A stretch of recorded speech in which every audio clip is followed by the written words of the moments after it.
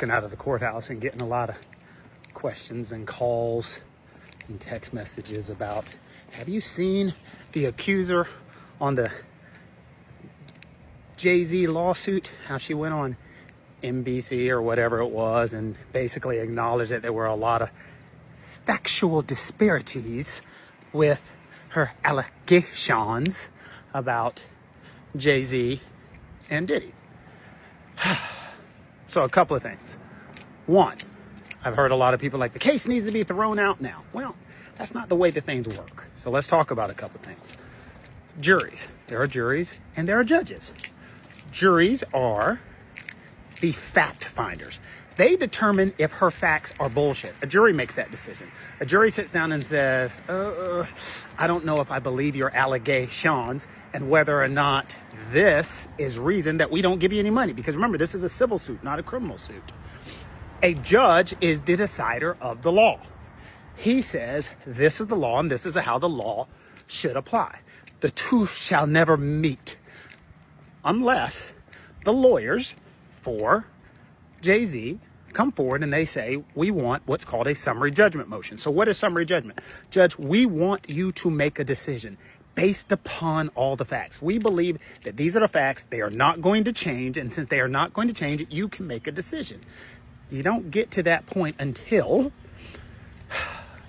there are depositions, until there are sworn statements, until you do what's called the discovery process. Discovery means we have discovered everything that we know about this case. And they can put all this stuff together after Jay-Z sits for a deposition, after the accuser sits for a deposition, and we brought up all these inaccuracies, inconsistencies, and we say, Judge, let's throw it out. It still ain't probably going to get thrown out unless she specifically says it did not happen. So, a couple of things. One, I find it, and I think most people find it crazy, that a person who is represented is on NBC or whatever news station is saying, there's some problems with my own case. If I'm her lawyer, I'm like, girl, what the hell is wrong with you?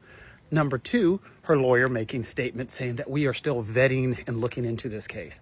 Bruh, if you bring a case, you are saying, you are verifying, you are saying that by me bringing it, I have a good faith belief that it's a good lawsuit, that I've done my research, that I've looked into it. So that might potentially be a problem. So do I think the case is going to be thrown out based upon the fact that she has just said there are inaccuracies? No, because she still has her right in front of a jury. Always.